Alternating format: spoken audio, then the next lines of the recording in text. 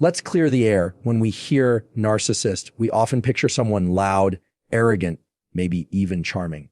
But when you're married to one, it's a whole different reality. It's not just about ego. It's about emotional erosion, slow, silent, and strategic. If you've ever felt like you're walking on eggshells in your own home, this talk is for you. Let's break down how narcissistic husbands really treat their wives, not in theory, but in truth. Let's talk about what emotional manipulations really looks like when it's dressed up as love. Because here's the thing, narcissistic husbands don't usually walk into your life looking like villains. They don't come with warning signs or flashing lights. In fact, they often start by giving you everything you thought you wanted: attention, praise, protection. They seem invested, they seem caring, they seem perfect. But the key word there, seem. In the beginning, it's intense. They love bomb you, constant text, big gestures, compliments that feel like they see right into your soul. You feel chosen, seen, maybe even rescued. And naturally, you open up, you invest, you believe this is the real deal, because who wouldn't want to be loved like that? But what's actually happening is a setup. That early intensity isn't rooted in genuine connection. It's performance. It's bait. Because once you're in, once you start depending on that emotional high, that's when things shift. Suddenly, that love starts to feel different. You notice it's not as freely given. You have to work for it now. You have to say the right thing, act the right way, be the version of yourself that pleases him. And if you step outside of that box, if you push back or even just express a need, what you get is withdrawal, dismissiveness, maybe even anger. This isn't the kind of love that grows. This is the kind that's held over your head like a reward, or worse, a weapon. And that's how emotional manipulation starts to take root, quietly, but powerfully. It tells you that love is something you earn by staying small, agreeable, and accommodating. You'll hear phrases like, "I do everything for you," or "No one else would put up with you like I do." He might say it with a laugh or wrapped in a joke, but the message lands just the same. You start questioning yourself. You wonder if maybe you are too emotional or ungrateful or needy. And while you're sitting there overthinking, he's sitting in control. That's the dangerous part of this kind of manipulation. It's not loud or obvious. It's subtle. So when people from the outside look in, they don't see it. They see a man who brings you flowers, who smiles for the camera, who talks about how much he loves his wife. But you're the one who feels the shift when the door closes. You're the one who knows there's a price for every compliment, a condition behind every kind gesture. And when you try to talk about it, when you bring it up, he flips it. Suddenly you're the problem.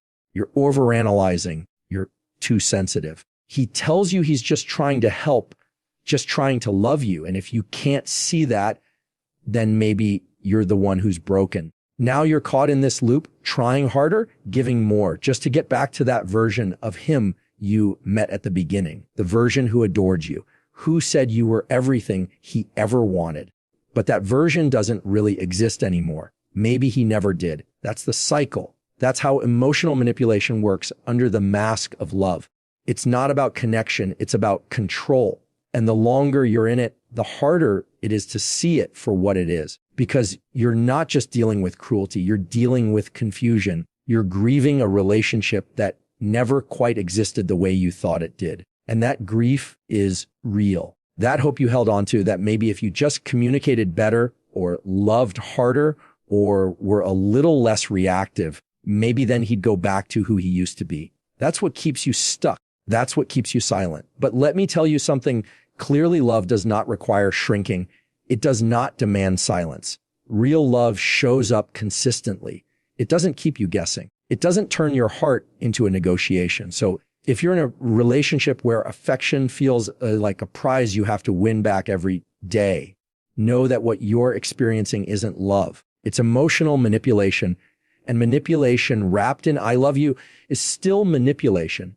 Gaslighting doesn't always start with shouting. It often starts with a soft tone and a twisted sentence. Something like, "That's not what happened," or "You're remembering it wrong, Bass."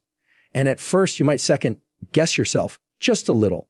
You might think, maybe I did misunderstand, maybe I did overact.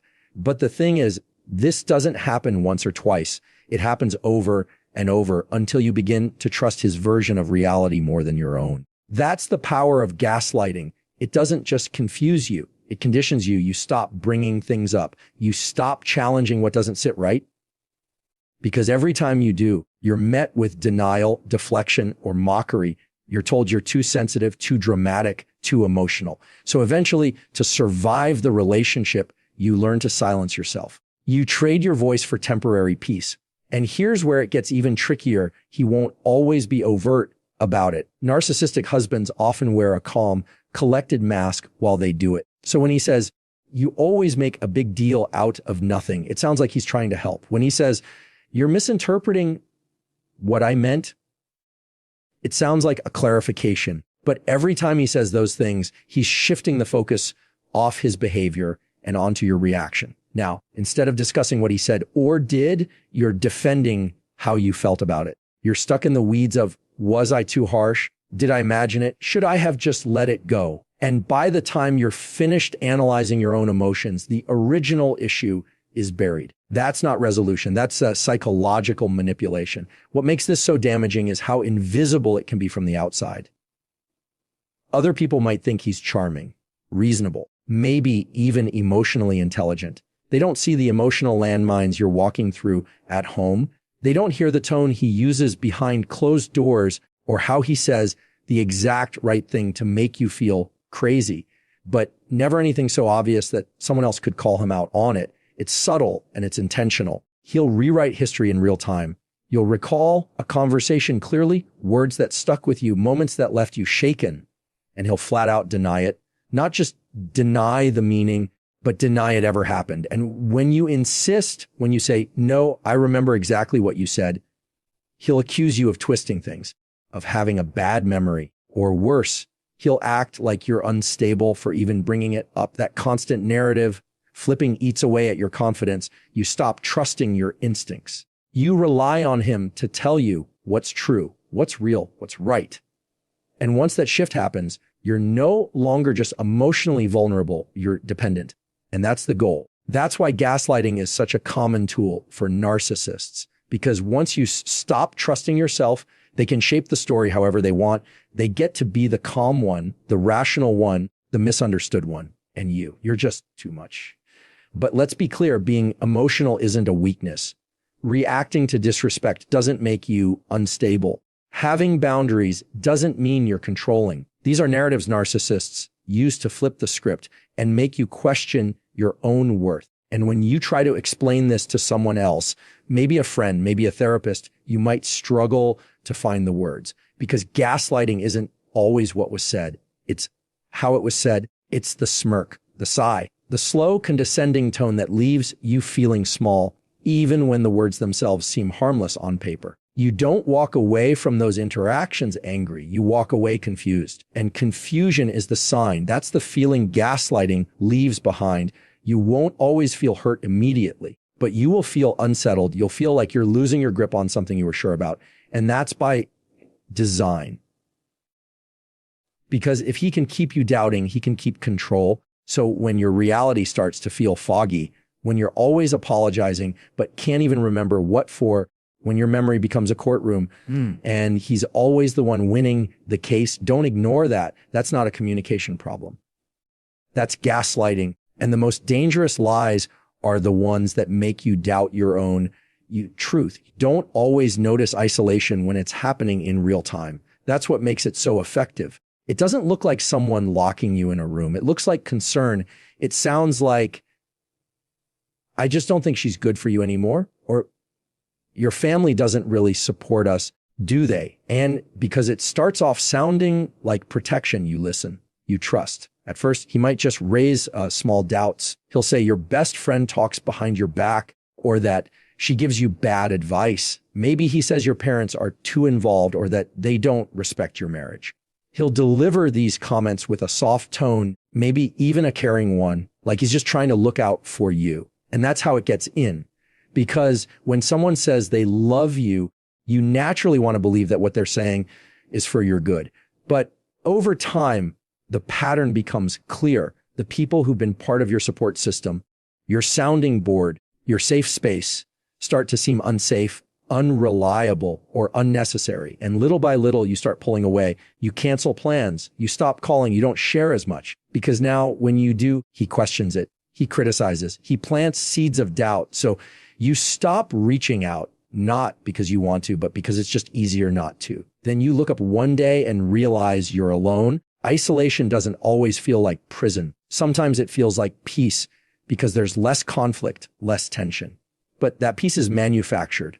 It's not real. It's the quiet that comes from suppression, not safety. Now, here's where it gets deeper. The fewer people you talk to, the fewer mirrors you have reflecting back a healthy version of yourself. And narcissistic husbands want that because when the outside voices are gone, their voice becomes the only one you hear, the only one shaping your sense of self, your worth, your reality. And once they have that control, they don't need to raise their voice to dominate. All they have to do is suggest, hint, correct, and you fall in line. Sometimes isolation looks like being criticized for venting to a friend. He'll say you're being disloyal or airing dirty laundry. But what he's really doing is cutting off your outlet because connection is a threat to control. If someone else can help you make sense of what's happening, you might start seeing it clearly. You might realize you're not the problem.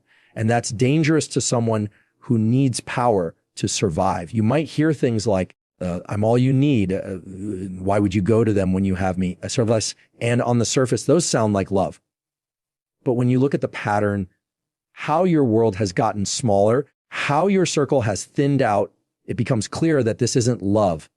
It's strategic, it's control disguised as closeness. What's even more heartbreaking is how this plays out when things go wrong in the relationship. Because by the time you're really hurting, when you're feeling broken, confused, desperate, you have no one left to talk to. And that's by design. Now, you have to go to him for comfort, clarity, validation, the very person who's been destabilizing you all along. It creates a closed system. You're trapped in a loop where the only relief is the same person who causes the harm. And that makes it incredibly hard to leave or even to imagine a life outside of it. Because he's not just your partner anymore. He's become your whole environment. That kind of isolation doesn't happen overnight. It happens through repeated moments where you choose peace over confrontation, where you choose silence over conflict. And it makes sense. You're trying to preserve your relationship, protect your partner, keep things steady. But while you're doing that, your world keeps shrinking. And the cost is your support system, your clarity, your ability to see yourself without someone else's distortion over it. This is why isolation is one of the most dangerous tools a narcissistic husband uses. Because once you're alone, once you've been cut off from the people who love you most, it's easier for him to rewrite your story. And the lonelier you feel, the more likely you are to believe it. Control doesn't always come with chains. It can come with whispers. There's a moment in every toxic relationship where something goes wrong. And instinctively, you brace yourself, not because you did anything wrong, but because you know how it's going to play out. You already know where the blame is going to land. No matter what happened, no matter how clearly the facts line up, somehow, some way, it will all become your fault. And when you're married to a narcissist, that blame shift isn't just a habit, it's a system, a built-in reflex that protects their image at all costs. See, a narcissistic husband cannot tolerate being seen as wrong, not just because he disagrees with criticism, but because it threatens the entire foundation he's built, one where he's always the victim, always misunderstood, always justified. Admitting fault would mean facing himself. It would mean taking responsibility, and that doesn't fit the narrative he's spent years constructing. So when there's conflict, he doesn't address it. He redirects it. If you bring up something he did, something hurtful, unfair, manipulative, watch how quickly it flips. Suddenly the conversation isn't about your pain, it's about your tone, your timing, your attitude. You went to him hoping to be heard, maybe to find resolution, and you end up apologizing just to calm things down. Not because you believe you were wrong, but because it's the only way to stop the emotional spiral. That's how blame works in these relationships. It's not loud every time. Sometimes it's subtle. It's a raised eyebrow, a passive-aggressive sigh, a well-timed silence that makes you question whether you were out of line. And even when you try to stand firm, even when you say, I'm not trying to fight, I just want to talk, He'll accuse you of starting drama, of ruining a good day, of being too emotional again. And here's the dangerous part. When you're on the receiving end of this long enough, you start internalizing it. You start to believe that maybe it really is your fault, that maybe you are too difficult, too reactive, too much. You begin walking on eggshells. Second, guessing every word before you say it, trying to prevent the next explosion by keeping everything calm. But that calm isn't peace. It's self-erasure. And no relationship should cost you. He might even take it a step further. If you get emotional, especially if you cry or shut down, he'll use it against you, call you unstable, immature, irrational, not because your emotions are actually out of control, but because your feelings disrupt the version of himself he wants to protect. He needs you to be wrong so he can stay right. That's not partnership. That's control. And when something truly serious happens, something that would require accountability, you'll notice how quickly he becomes the victim. Suddenly, he's stressed. He's overworked. He's been trying so hard and you just don't see it. He'll bring up his sacrifices, his struggles, his stress, anything to steer the attention away from what he did and back onto what you didn't do. So the cycle continues. You bring up a problem and it becomes your problem. You ask for clarity and it becomes criticism. You share your hurt and suddenly you're the one doing damage. That reversal is not accidental. It's practiced, polished, weaponized. Now, here's the part that's especially confusing. He doesn't always do this with anger. Sometimes he'll do it with sadness or with silence. He'll shut down emotionally and say, I just can't deal with this right now, and leave you standing in the aftermath. And because you care, because you want to fix it, you chase resolution. You take the blame just to restore the peace. But every time you do that, the pattern deepens. And he learns that if I avoid, if I deflect, she'll fold. She'll carry it. And you do. Over and over again. But carrying his blame doesn't make the relationship stronger. It makes it heavier for you. And there's only so long you can keep holding what was never yours to carry in the first place. Because when one person refuses to take responsibility, the other ends up holding the whole relationship alone. Intimacy in a healthy relationship is about connection. It's not just physical, it's emotional, verbal, even spiritual at times. It's the space where two people feel safe enough to show up fully and honestly. But when you're married to a narcissist, that space starts to feel more like a performance stage, and intimacy becomes something transactional, something earned, controlled, and withheld. A narcissistic husband doesn't just use affection to connect, he uses it to condition. If things are going his way, if you're compliant, agreeable, quiet, then he can be affectionate. He can be warm, even generous. But if you speak up, if you express frustration, set a boundary, or heaven forbid, question him, watch how quickly it's all taken away. He won't raise his voice. He won't slam a door. He'll just go cold emotionally, physically, sometimes for days. You'll find yourself in these silent standoffs where he won't touch you, won't talk to you, won't even look at you with warmth. And it's not because he's processing or needs space. It's because he knows the silence affects you. He knows the emotional distance triggers something deep. Because deep down, you want connection. You want resolution. And he knows that eventually you'll break the silence. You'll apologize. You'll reach out. You'll try to make it right, even if you weren't wrong. That's the power in withholding. And when it comes to physical intimacy, it's no different. You might feel like you're never sure what version of him you're going to get. Some days, he's engaged, charming, attentive. Other days, he's distant, disinterested, cold. And the worst part, he won't tell you why. He won't communicate. He'll just let you sit in the confusion. And when you try to bring it up, you'll be met with sarcasm, denial, or blame. You might hear things like, you're the one who's never in the mood, or I don't want to be with someone who's always nagging me. And just like that, your effort to connect becomes ammunition against you. So you stop bringing it up. You stop asking. And that's exactly the point. What happens next is this quiet erosion. You start interpreting his moods, walking on emotional tiptoes, trying to avoid doing anything that might shut him down. You become hyper aware of what makes him affectionate and what makes him retreat. And slowly, without realizing it, you start adjusting your behavior, not to be more connected, but to avoid punishment. Because that's what this is. It's punishment. It's intimacy being used as leverage He's not withholding affection because he's unaware of your needs. He's doing it because he knows exactly what you need, and he chooses not to give it to you. This is how control hides in the everyday, in the bedtime routine, in the way he pulls away from your touch, in the way he withholds compliments, encouragement, warmth. And when he does give it, when he finally wraps his arms around you, when he says something kind, you feel relief, not joy, not connection. There's relief because you've finally done enough to earn his attention again. And let's talk about the silence, the deep, thick silence that follows any conflict.